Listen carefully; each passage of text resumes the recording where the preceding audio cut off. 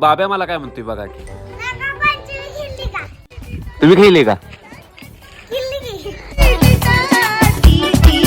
म्हटलं आपली पोरकडे गेलं ते खेळायला. मग सगळीकडे ओळखल्यानंतर ती भेटली ते शाळेत आणि बारका का सारखा गोंधू गाठलाय शाळेत बघा की.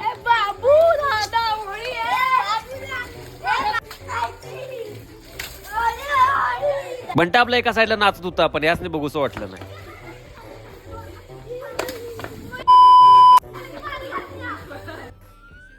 बंट्याचं सुख बारक्या पोराची पण बघूस वाटत ना.